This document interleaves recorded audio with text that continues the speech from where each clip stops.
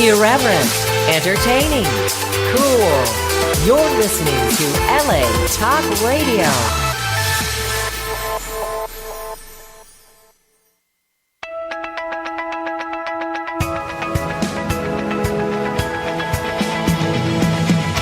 You're listening to Question Reality with Priscilla Leona, right here on LA Talk Radio.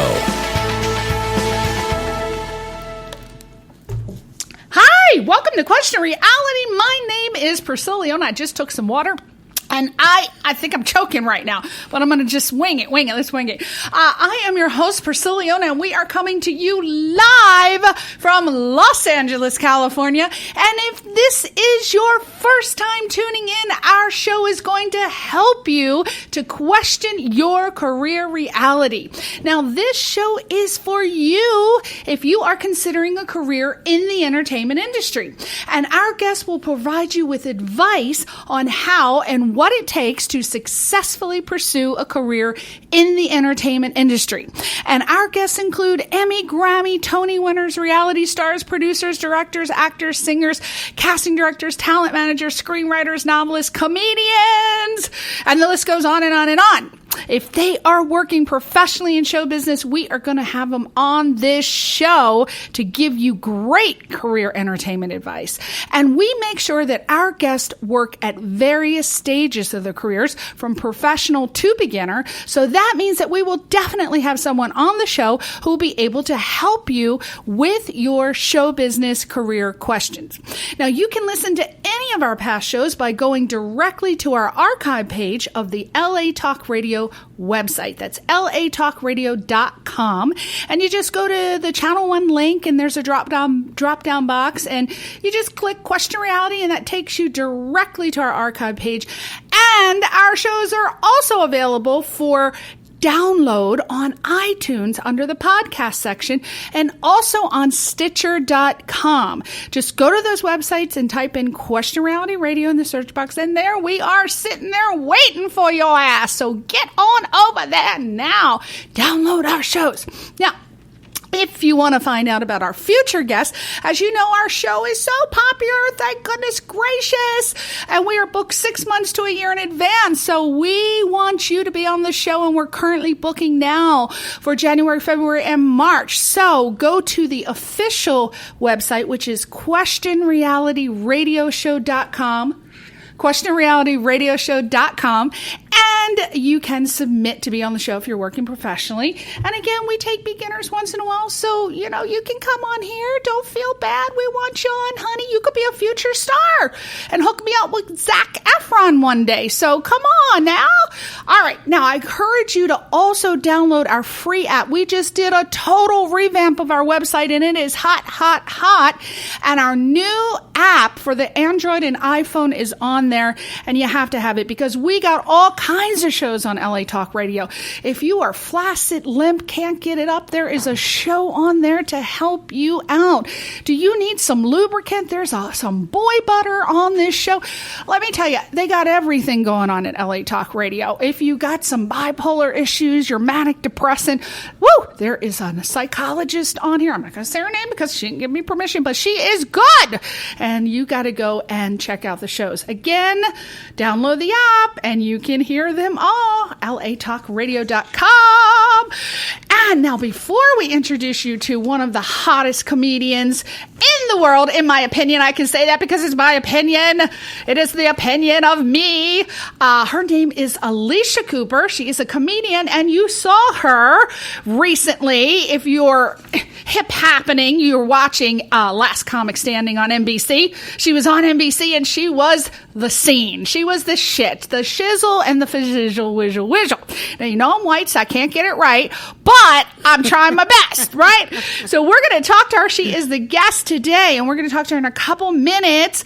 And we want to first have you go to her website. It is AlyciaCooper.com, AlyciaCooper.com. Cooper. She's also on Twitter at Alycia Cooper, on Instagram at Comedienne Alycia, and Facebook, Alycia Cooper too. So go there and check her out while I give you some ads.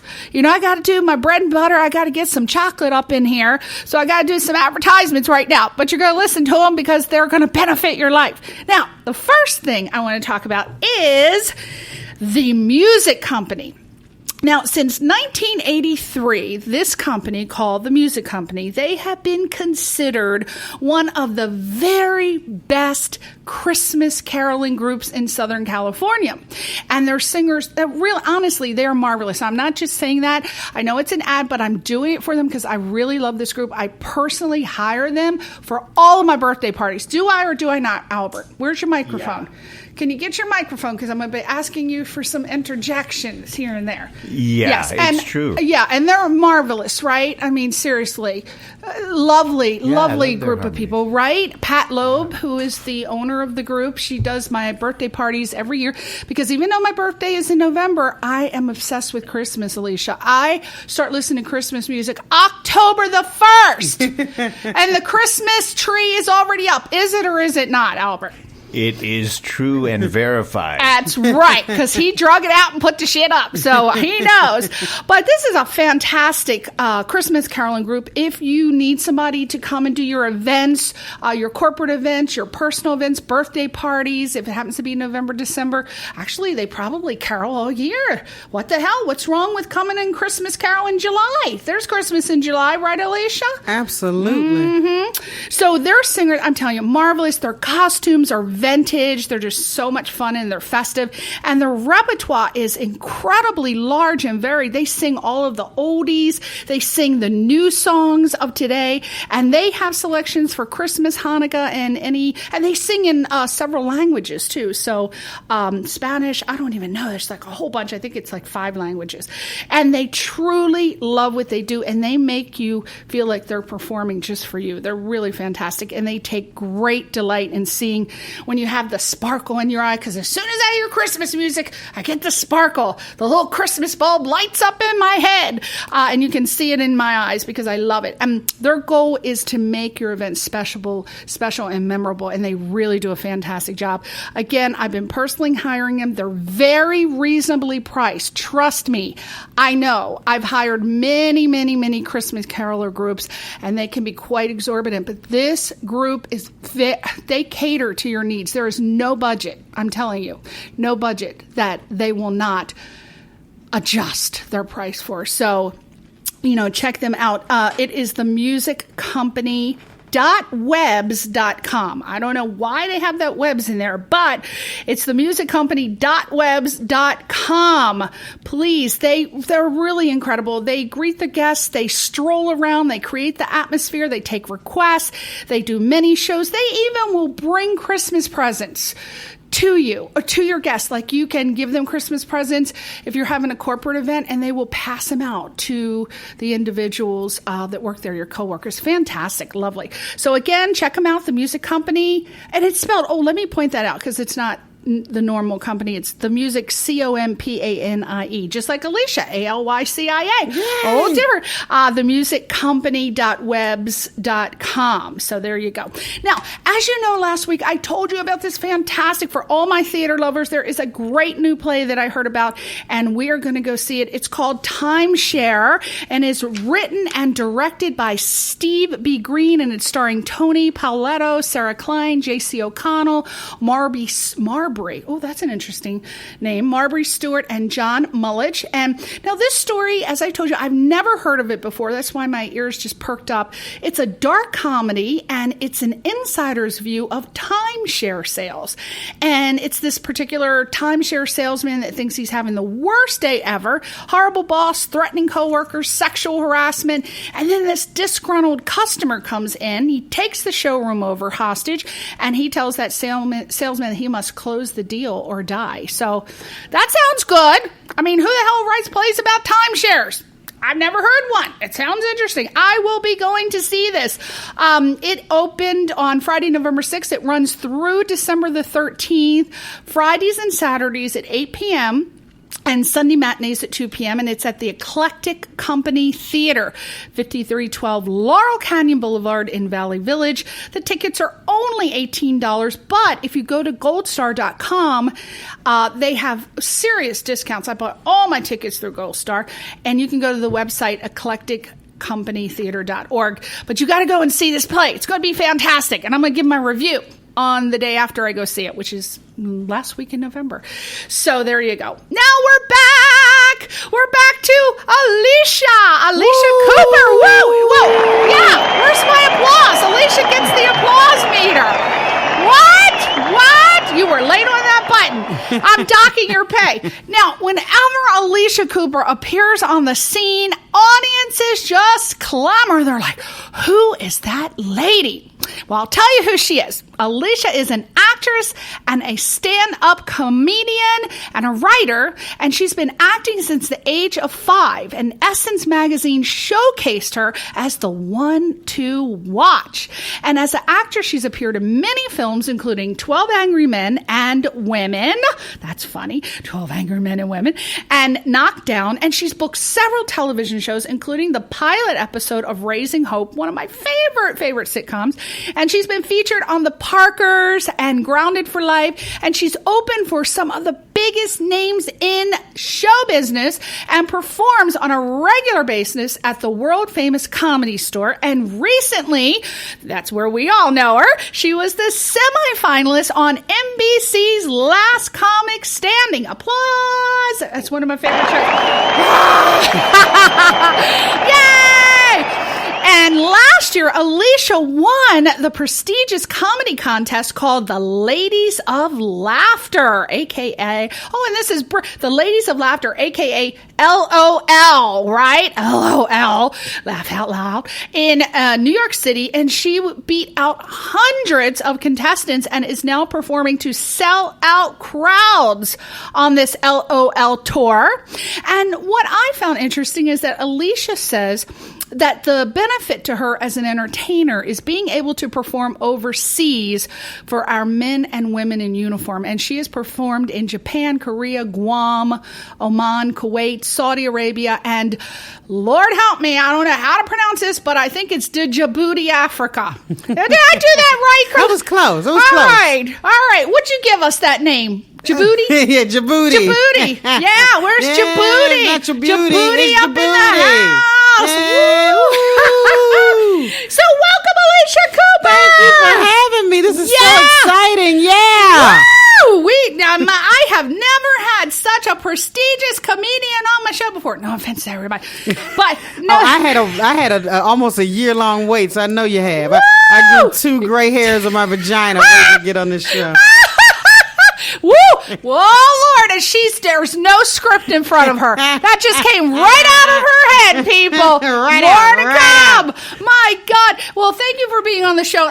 You got so many exciting things to talk about, but I wanted to go back to the beginning, and ask you some questions because I have so many people that want to know how to become a stand-up comedian. I think everybody secretly would love to do stand-up comedy, but it's some scary ass shit. Mm-hmm. So as an audience member, we obviously love to see a funny comedian, but what is it like for the stand-up comic? I mean, what compels them to perform? And, is there a general reason or is it personal for each comic? I think it's different for each comic, but the central theme is just the ability to make people laugh. Once you get that first laugh, you're hooked. A lot of comics say I don't do drugs because stand-up is my drug. Mm-hmm. We're addicted to the laugh. So once you start getting those, it's like the train has left the station, and that's what happens for a lot of people. So the laughs are like a drug. Yeah. Really? So what happens when you're not on your drug? Because I'm going to just tell you, I've heard, I don't know if it's true, but I've heard a lot of people who are married to comedians, they say that they're not the same off stage that they are on, that they're usually very dark. Is that true? Well, I don't necessarily know about I'm sure some are very dark, but I think comics are very introspective. That's why a lot of their personality comes out on the stage. Because it's hard to give a show like that and still be on stage when you get home. You would just deplete all your energy. Right. That's why, like, a lot of us, when we're done with the show, we can't go home and go straight to bed because we're still wired. Oh. So imagine keeping that going all day long. You'd be exhausted when you got to the stage. So it's like we try to preserve our energy for the stage, especially if you're doing 45 minutes to an hour a night. Wow. And so it is. It's like a completely different person. It will be a different person than you see on stage. But that difference doesn't have to be a negative difference. Mm-hmm. But I think a lot of comics are more serious than people think they are in their personal lives. Right. And what do you, because it's almost like an obsession. I mean, art. Artists, creators, entertainers, they're all obsessed with their craft. I think anybody is who really loves what they're doing. But what would it feel like if someone said, Alycia, you are being put in timeout and you will not be able to perform at all for 1 year? What would you do? How would you be? Would that literally drive you insane? I think it would. I think a real comic who really does this for a living and enjoys it and writes their own stuff and just goes through the whole process, it really would be hard because it's really our creative outlet. It's a lot of times it's our therapy. It feels so many things for us as artists. So to tell somebody they can't do something for you, that's like telling a singer you can't sing for a year. Yeah, so if you're dating a comic, don't try to change them. You'll drive them crazy. And then it might kill your ass in their sleep and do a Lorena Bobbitt on you if you're a guy. And then write some material about it. They'll be performing inside the jail. Yeah. That's it. Now, when did you know that you wanted to be a performer? What type of performer? Because you're a actress and you're a comedian, you're a writer. What did you know you wanted to be first, and how? As a kid, I always wanted to be an actor. I was growing up in that area with What's Happening, so you saw D. Our friend, Ernest Thomas. Yeah, Ernest Thomas, and every little black girl in the 70s wanted to be D. Yes. Or was called D. So, and then you would see, we all fell in love with Tootie on Facts of Life. Oh, I love her. The Different Strokes, and, She's on Desperate Housewives of Atlanta now, I think. Yeah. I'm going to wait and see. Real Housewife, not idea. Desperate. I always get those confused. Yeah, she's a new cast member because my girl is gone. What was her name? Nene. Nene's gone. What But happened to I her? don't even miss Nene not being there because there was so many times last season that she wasn't there. Okay. So we started, realizing you can do it without her. Okay. But Kim, I just hope that this doesn't bring down Kim's cachet because we have her at a certain level. Mm-hmm. And but I don't think she'll get in the mud with a lot of these other people. She doesn't have to. She has the finances, and she doesn't have to do it. And some of those other girls, well, Candy doesn't have to do it, but she doesn't do it as much as the others because she doesn't have to do it. So I think it's the ones like the Kenyas who really need this that are willing to do anything. Yeah.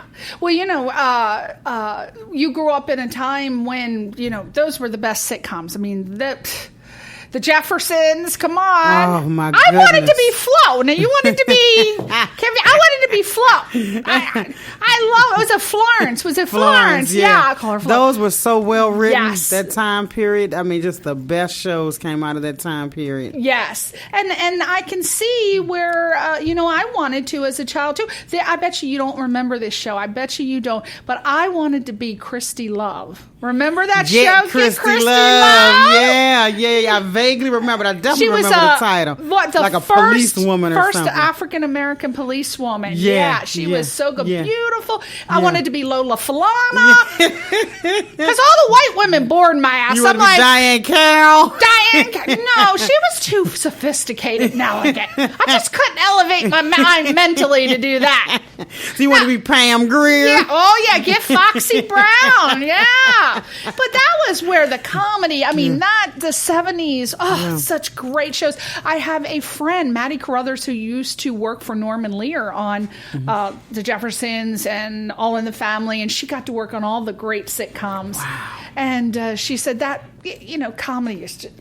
I don't know. It's a matter of perspective, but I can see where that would have motivated you. So you wanted to be I wanted to be an actress first. as a kid. Yes, I took children's theater, and I just knew I was going to be an actress.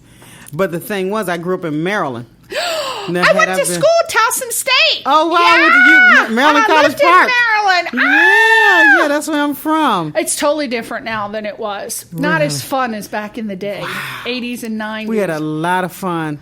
And see, had I been a child growing up in L.A., I think I would have had better opportunities. I would have been around for auditions. Right. There weren't really auditions and happening I came in out Maryland, too but- late. Yeah. Because I graduated college. I came out here. There was no internet. Yeah. You had to get that damn white pages, yellow pages.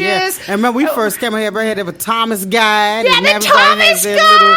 You nearly everybody killed has yourself. their phone and they're mapping their hand now. Trying to go on auditions and Thomas you Guide's driving flying and out the damn throwing window. papers You got your cigarette. I used to be a smoker. I got my cigarette going. I got my cocktail. I'm like, where the hell is the damn agent? Nigga, Thomas Guide is on fire. Yes.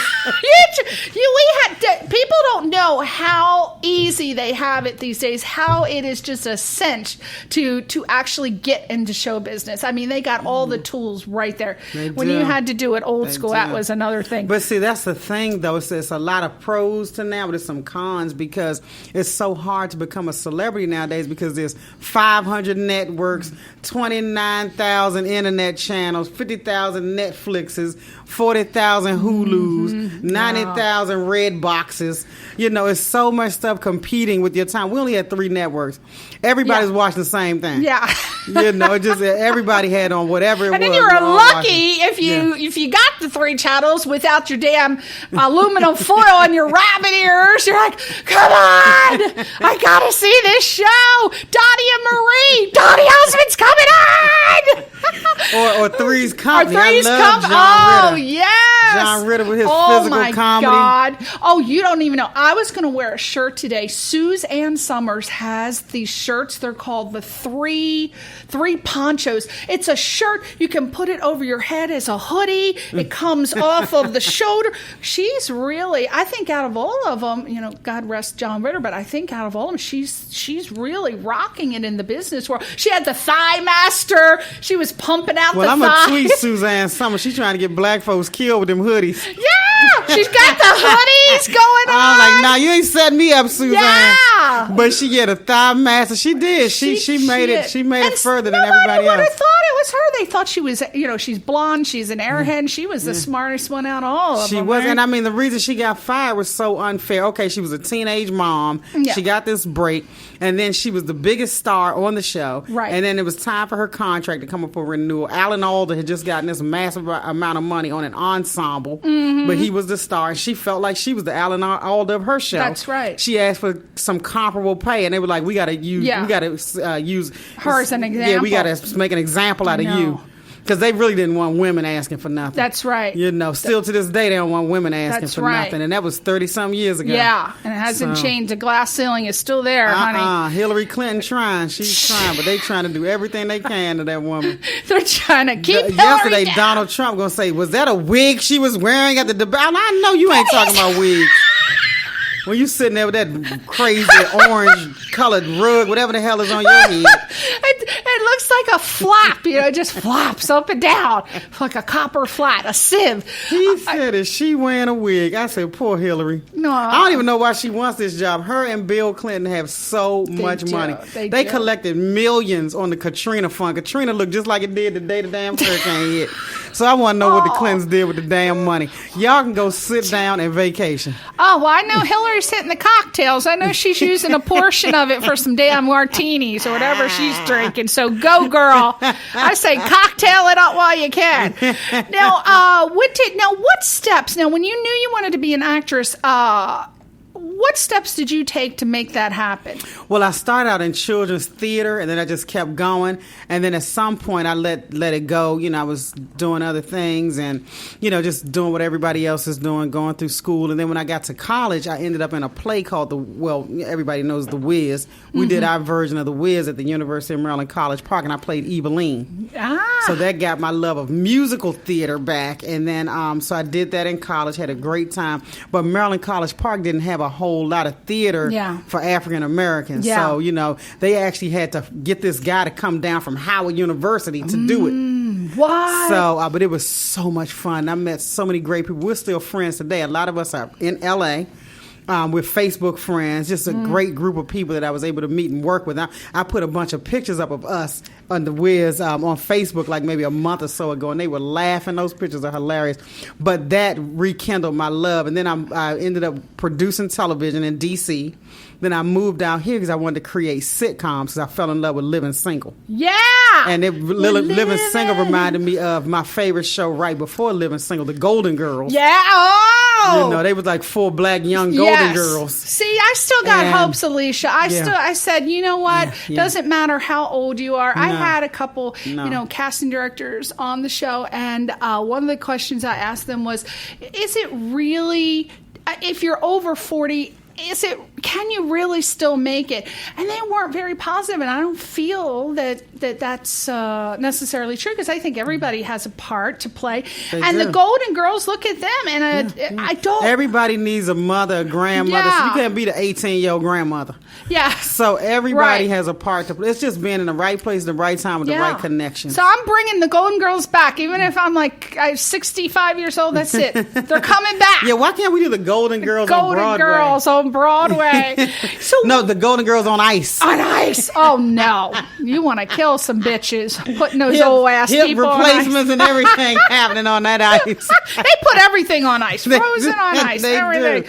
Now, what steps did you, when you decided? Who was it that you saw, or was it a person that you saw that inspired you to want to be a stand-up comedian? Most people say Roseanne, or who were the old Roseanne Barr. You know what? When I was in elementary school, my cousin Karen got kicked out of the house because she was sassy. Yeah. And my cousin was 9 years older than me, so I probably was like 6, and she was like 15, and she moved in with us. Yeah.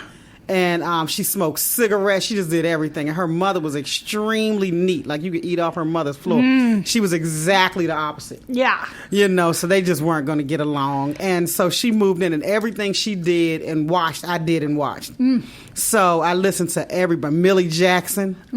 I listened to, as far as the comics go, I grew up in elementary school on Paula Poundstone, Rita Rudner, Judy Tenuta, Gallagher, who else was the Karen watch? Some George Carlin, not a whole lot. I knew an early Arsenio because she would watch him. Just so many great, of course, Richard Pryor. So I listened to stuff that was 9 years ahead of me. And I laughed and laughed and laughed. And then, of course, when Eddie Murphy came out later, listening to his stuff. And I always had an affinity for stand-up, but I never saw it as a viable career option. Because I didn't see Marsha Warfield. Oh, I don't know. We used to watch her. Marsha was the girl on the Richard Pryor roast. Oh. And she was in DC Cab, the black lady in DC Cab. Yeah. And so these are the people I grew up listening to, not realizing I was developing a love for it. But it wasn't until HBO's Def Jam, right out of college, that I saw young black people getting up there, making it just cracking your sides. What I didn't know was HBO, you could use any language you wanted to. When you have no language restrictions, of course you're going to win. It's harder to do those same jokes clean and get that kind of a response. Right. So I'm just like, wow, everybody's so funny. And I've been told my whole life that I'm funny. I'm going to give this a shot. I didn't realize they were preparing material and had been, when they recorded, they had been doing those jokes 3, 4, 5, 6 years before you saw it. Right. I'm thinking they just got up there and just started talking. Hey, because y'all! Because they were good and they made it look like so that. Easy. So I get up on stage with nothing prepared. Hey, y'all! And I crash and burn. Really? People damn near throwing tomatoes at me. I mean, it didn't even dawn on me that I needed jokes. Material. I don't know what I thought I was. Was I that arrogant? Like, I'm just going to, because I was able to make my friends laugh pretty easily. Right. But I'm not performing for them. I'm just being myself. I get up there with nothing prepared. I mean, the jokes were so bad. If I could find that VHS tape, my cousin Karen taped it. And that was back in the day where the camcorder had a big whole VHS tape in it. And that something was so big, you smashed it on VHS. She had like a news camera woman, like she was working for Channel 7, shoulder going out and everything. But if I could find that VHS tape, and that back then used to dress up to do stand-up. Stockings and heels. And a slip. All that to do stand-up. Now we got on sweatpants, our plumber's crack showing. We half washed our ass, but back then we got it together. Yeah. You go to the hairdresser before you went on got stage. your hair did. Had your everything, finger waves, everything. And we all look like Missy Elliott. Look like Diana Ross in Mahogany with those finger waves, right? So now, where did you perform? So you elevate yourself. You figure out, I got to write some shit down. So you write it, you practice No, I quit. it. I quit you because quit I didn't realize I had to write something. I just thought I sucked. So I did like 3 local Maryland. I did like 2 in Maryland, 1 in D.C., and I quit. And this was like about 1996, somewhere around in 95, 96. So I was like, oh, this isn't for me, whatever. Everything's not for everybody. So I went back to my job, and then I moved to L.A. in 1998. And I was producing a talk show. This is the year 2000 at this point. And one of the other producers said she was doing a show that Friday called The Next Big Thing. She's doing 2 singers, 2 rappers, 2 comics. And she's like, and I booked you as one of the 2 comics. I said, why would you book me? I don't do stand-up anymore. She said, because you're the funniest one in the office. I was like, well, that's not hard to be. The funniest one in the office. Right. And so she went, you're booked. So I said, oh heck. So now I'm like, all right, well, I got to figure something out because I can't do what I used to do and just run up there. Yeah. So I went and got a book. Yeah. Called The Comedy Bible by Judy Carter. And so it showed you how you structure a joke. So I'm like, oh, okay, so this is how you structure it. Because there's a reason why people are laughing. It's not happenstance. Right. You got to set the thing up so they know what they're supposed to be laughing at. Right. So you have to have a punchline. Then you can go further with, you can tag it and tag it and tag it and tag it. You can keep getting laughs off one punchline. You can get 6 more laughs. Right. So that's an art form. And I didn't take it as an art form. You have to respect everyone's art form. You got to respect film. Yeah. If you're going to be a filmmaker, you have to respect all of it. Directing, if you're going to be a director, you can't take any of that. Very hard. Sitcom. I just finished my pilot script last night. So now I'm sending it out so I can get notes for a revision. But all of this stuff has a structure. So once I read the book and I crafted an act and I went to the Ha Ha Cafe. So she might have asked me on Monday. Wednesday, I asked, did you put me up first? Because, everybody can go up first sometimes. Yeah. And so I went up first. I just wanted to hear some of this stuff come out of my mouth. And it was okay. So now Friday was when I had to put it on national television with 3 judges. Wow. So the judges were Kim Whitley. She's on Raising Whitley on OWN right now. Yeah. It was more than 3. A girl named Chocolate from Def Jam, Annie McKnight, and Ellen Cleghorn. Remember the show Cleghorn? Oh, she was just on the Food Network, the Worst Cooks in America. She made it to the final 3. Wow. Yeah, she was also on In Living Color, right? Yes, she was. She was on In Living Color, probably the first season or something. Or was it Saturday Night Live? No, it was Saturday Night Live. Okay. That's right. As a matter of fact, they were saying how it had been like 15 years since another black girl was on. I said, what Ellen do to get us canceled for 15 years? So yeah, she was a judge, and they gave me good notes back. And because they were positive, I said, okay, well, I might continue. If they had given me negative notes, I'd have stopped. You'd be back at the day job doing the jokes. Yeah, it doesn't take at much lunch hour to make a comic say, screw this. Yeah. Especially when you're not getting paid. Right. So because their critiques were positive, I kept my day job and I worked at night, doing shows for 8 years. Wow. And you wrote your own material. Wrote my material. How as a comedian, say, someone's thinking, well, I think I'm funny. What do I write about? How do you find what you write about? Well, what I tend to do is... It's original. Yeah, what I tend to do is if something makes me laugh, I'll write it down. It's got to make me laugh first. I've had people try to submit jokes to me and stuff. 9 times out of 10, it doesn't work because it's not my voice.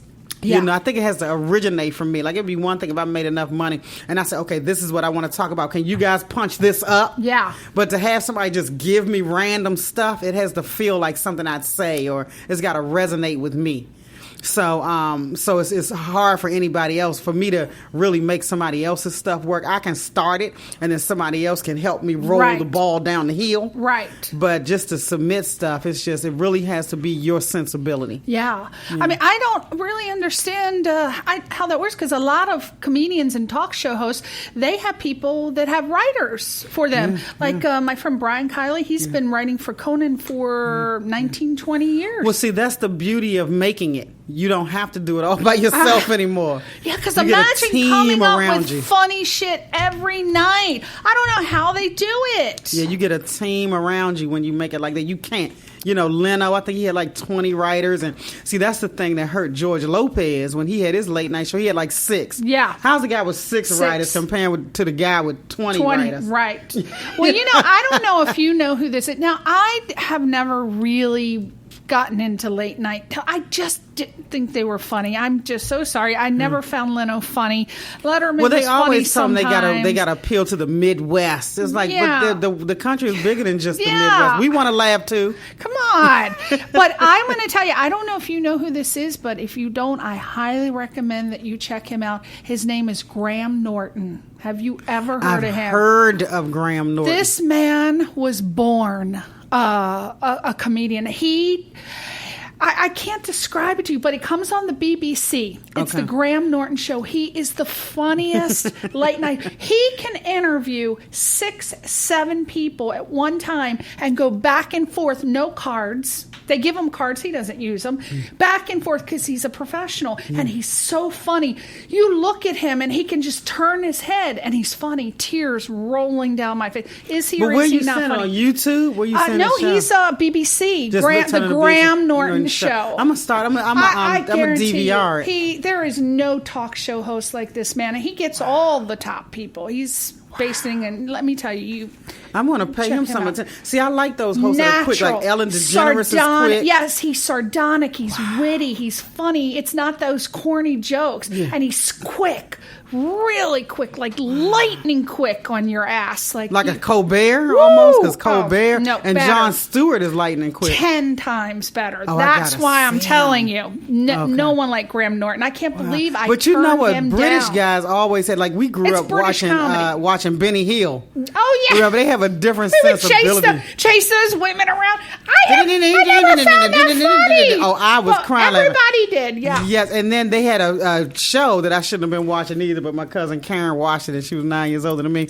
Remember the ladies' prison show, Prisoner Cell Block Block H? Cell Block H. I watched it. I was like, With B, what are they remember doing? B? What are they doing? They were funny over there. Funny. And I used to, I don't know if you remember this. This is British. What is it? Up the downstairs. Upstairs, downstairs. I love never British seen comedy. that. Funny as anything. Me too. Very me too. funny. But remember, Sanford and Son came from there. Remember the I Steptoe and love Son that. over there first. I'm coming, Elizabeth. I still use that line. It's still funny. I still get a joke out of that one. Now, what is your what is your absolute dream in life? As far as your career goes, like what do you aspire to do? Obviously, as a comedian, I would think be like the lead actress on a sitcom show. Yeah, well, that's what I'm trying to do right now. I moved are you out here to doing? write sitcoms for others. Yeah. But then I morphed into a comic, and now I'm writing my own. Oh. So now I'm trying to, like I said, I just finished the first draft yesterday, actually, in the coffee bean, and I sent it around to some big writers. Yeah. So they're For a punching sitcom? it up for me for a sitcom. For you to be the star of the sitcom. For me to be the Obviously, star, because right. you got to pioneer your own way. Yeah, you got to You bulldoze can't your be own way. sitting around waiting for Nope. things to happen. Nope. There's so many things you can do with YouTube. I just bought a damn iPhone 6 Plus. This bitch cost me $1,065. I saved for years for this little fucker. No offense. And it was all because Sundance Film Festival, this guy had this film called Tangerine. And everybody's like, wow, did you use a Mysterian to shoot it? A Panasonic? What did you use? He reveals at the Sundance Film Festival that he shot this that won every award on an iPhone. Well, of course, Apple went crazy and now they're, helping him out. But I bought this phone because I'm going to shoot my own shit. You can't, Yeah, that's what I have right here. You can, it is beautiful. You can get some great footage. I just shot a music video, and directed it, and for a friend of mine who was performing in Milan in Switzerland. Yeah. And I ended up booking 2 clients from that to direct 2 new music videos. But so you can take that, Alycia, and you can just do your own, right? Yeah, I have my YouTube channel, Oh, everybody go to my YouTube channel, by the way. Is it Alycia Cooper? Yep, Alycia it's Cooper? my name. I'm putting up some funny political stuff. We're in a political season. Yeah. But I was going to show you, I did my own. I woke up one morning just pissed off with Ben Carson. Yeah. And because sometimes I have a camera guy come over. He's sound and camera, and he's great and looking professional. I couldn't wait. So I got up that morning, turned my own camera to myself, and did my own video in bed. Yes. And like you said, it looks good, sounds good. What do you got to wait for? There's no Why should we excuse. pay all this money for this phone and not get the best out of it? Yes. I tell you, I'm going to get some use out of that $1,065. If I have to hire some 16-year-old Vietnamese boys, put them in a fig leaf, and bring them over the house while Albert's at work, I'm going to say, perform, little bitches, because I need to do something with this phone. Yeah. Right? Yeah. And who's your service? Who's your company? Your cell service? Verizon. We just switched Verizon from is real Sprint good. because he has been complaining for 20 years. Yeah. That Sprint, you can't Verizon get and anything, AT&T, you can get a signal on the sun. we really. But they're more expensive. Yeah, But we you are. put a big down payment on the phone. Okay. Albert, if you're going to talk, please, you got to talk in there. Because Albert's here, everybody. Yeah. So Alycia is on YouTube. Go to YouTube, and I'm going to watch this after the show. Check Alycia out. But you got lots of stuff going on. So you wrote the sitcom. You got a show coming up Friday, November 27th. Tell us about that. Yes. Everybody, where's that show promoted? It's not promoted on my website. Well, there's a website, Ice House. Yeah, icehousecomedy.com. Yes. Yeah, if you go to thank you, Priscilla, because my brain is gone. If you go to icehousecomedy.com, you can buy the tickets in advance. It's the day after Thanksgiving, a 7:30 and a 9:30. And if you use the promo code COOP, the first four letters of my last name, COOP, you will save $5 per ticket. Yes. But you have to order in advance. It's not Right. going to be good like a couple of days before the show, but it's good now. The day after Thanksgiving, Ice House in Pasadena, stage 2. 7:30 and 9:30, icehousecomedy.com. And it's a live CD taping. Now, why is it a live CD taping? What are you doing? Well, this is my 4th CD. The last CD I taped was probably like 3 or 4 years ago. It was called, it was right after Django Unchained. It was called Alycia Unchained. Right. So it's time for some new material. I have friends I have a Pandora station. So I have friends that listen to my stuff. They got to hear the same old stuff. It's time for some new clips on satellite radio. Oh, yeah. You know, is that what you're doing? You're putting the live this CD. Is for this. Right. What it does is you submit your CD to iTunes and all those places and a CD Baby, and you submit it to the satellite stations and they play your clips. It'll come up. It'll say Alycia Cooper. It'll say this one is called Alycia with a Y because everybody misspells my name. Right. And it'll play the clips and you'll see it on your satellite radio. Really? Yeah. So it starts with a CD. It starts with MP3s. And you just submit it. You just do it. You can do it yourself. You Is can there do like it a main yourself. website, or do you go to? Well, I each go to individual? CD Baby and they do the rest. Really? Yeah, because I mean, they you can get these companies to do your CD, but then they want to keep like 80% of the proceeds, Yeah. and it's more work to do it yourself. Right. But I'd prefer to do it myself. Wow, see that? You just learned something, aspiring comedians. Yeah. So Do you it got yourself. you got the show coming out on Friday, November 27th. You just did finished it. What else you got going on? You got I'm writing the script for my one-woman show. Oh, So, yeah. So how long is that going to be? A 45-minute? It'll probably be about an hour. All right. And when you're just writing it, so Just how long will it writing take it, you to? So this will be like the new year that you'll. Yeah, I want to have that script done by February. Okay. Yeah, so that's my time frame for that one. I had to put it down to do the sitcom. Yeah. But now I'm picking it back up after I finish the sitcom. Now, you were on Last Comic Standing, one of my favorite shows ever. What has happened as a result of you being on there? Because I tell you, honestly, I'm not just saying this, people. I think Alycia was one of the funniest. She should have gone to that. I'm annoyed, and I better not run into Roseanne, because I'm going to say, what were you like? What were you thinking? Because this woman was funny. That damn Catwoman, no offense, but you're crazy. You know what is going on. That shit was from the 50s. That was like stuff you did in the 40s, 50s, and 60s. I don't even know how she ended up, and that's just my personal opinion. Alycia should have been in that semifinal. And nothing against the man who won. God bless him, love him, and you're doing your thing. But I love me some Dominique. Yes, I loved her. love But me it some should have been Dominique, you too. and Dominique. Well, see, they have the formula. It's got to be one this, one that, one, one. Damn, Noah's Ark had 2 of everything.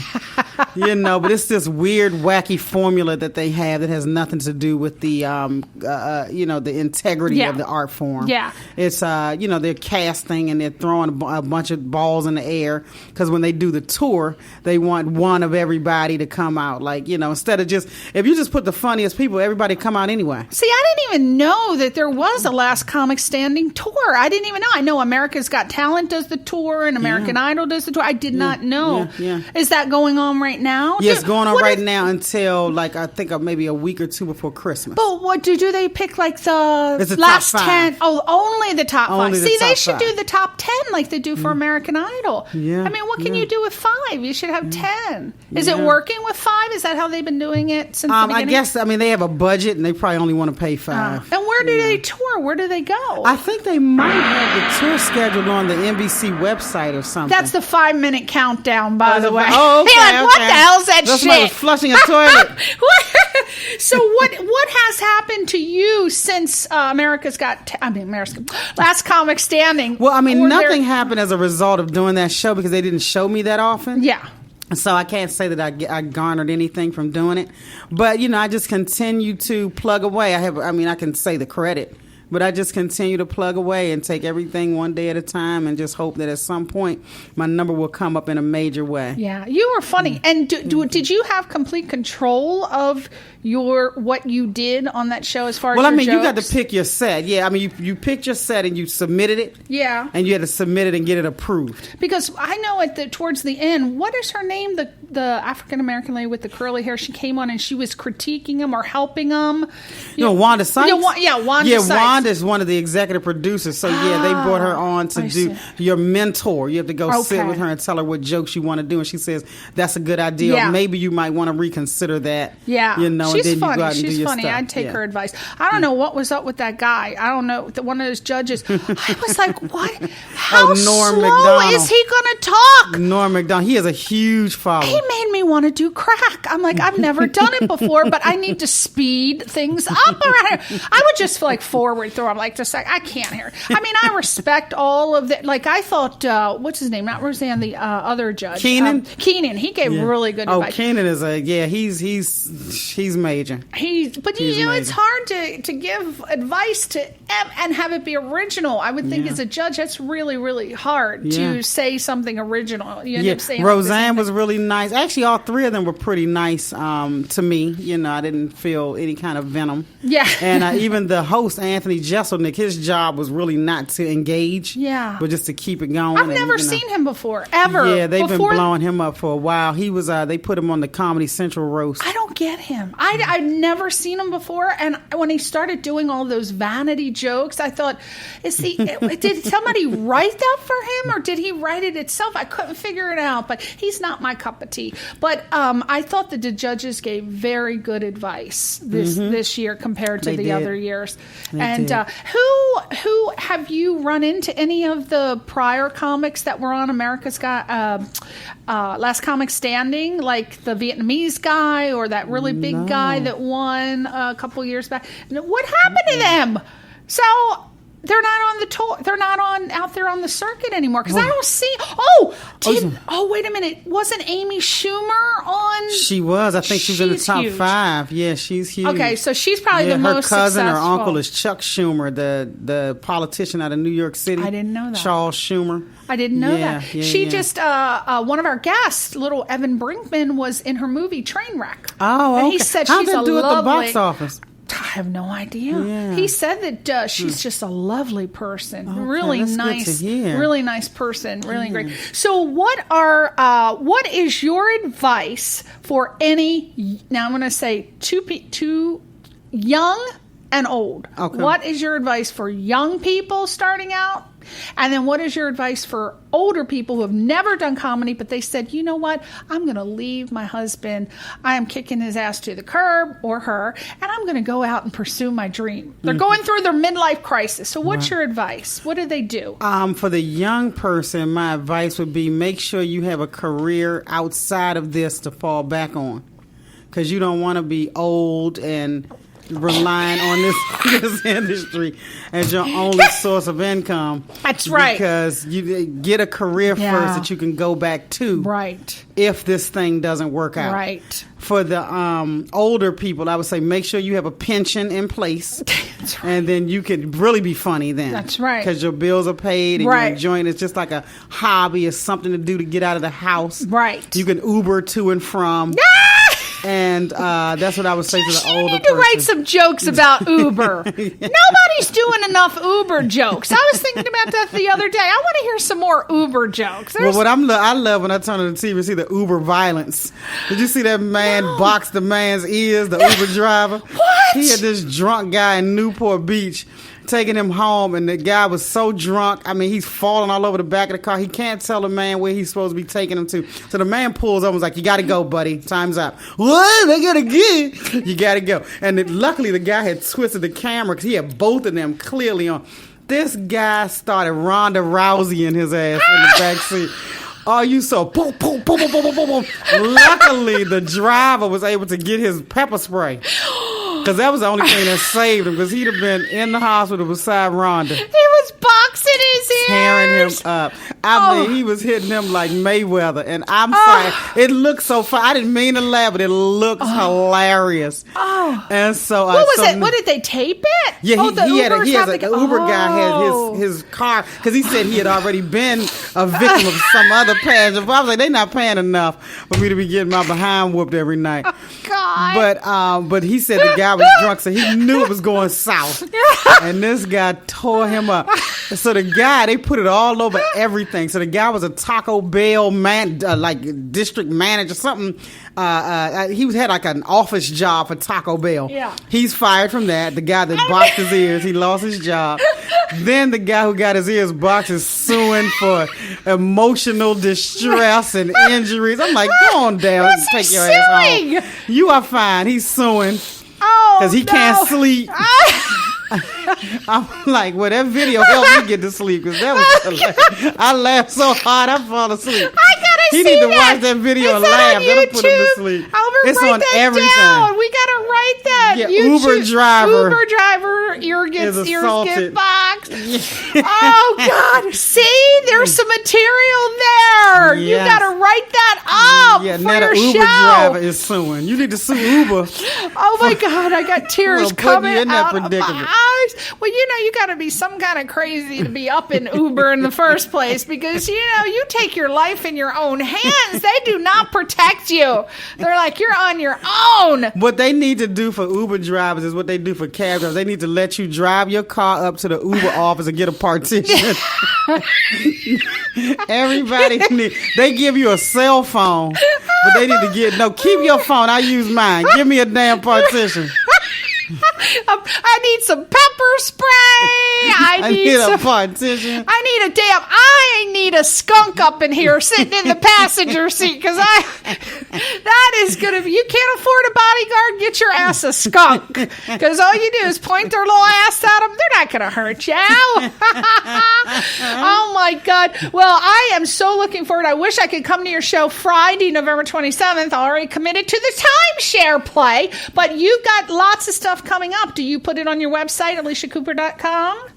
How do we know where you're going to be? I should. You know what? I think it is on my calendar. Yeah, check out the calendar on my website. All right, but you're on Facebook. Do you post your stuff? Yeah, I'm on Facebook under my name, and I post all my stuff. Absolutely. All right, and if anything, go to her YouTube channel. Oh, She's follow me on YouTube. Twitter at Alycia Cooper. I tweet everything. Oh, do you? Do you do some jokes? You give us some jokes on Twitter? Not really, because there's too many comics on there trying to snatch your joke is that before you like- can tell it.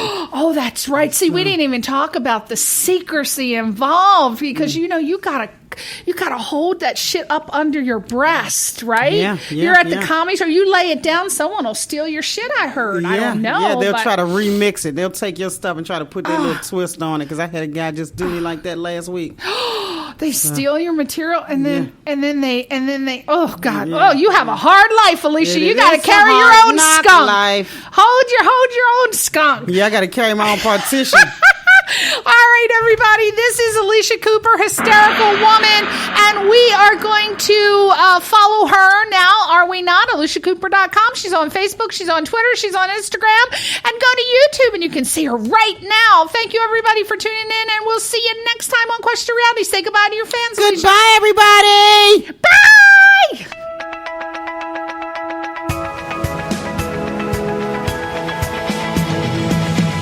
You're listening to Question Reality with Priscilla Leona, right here on LA Talk Radio.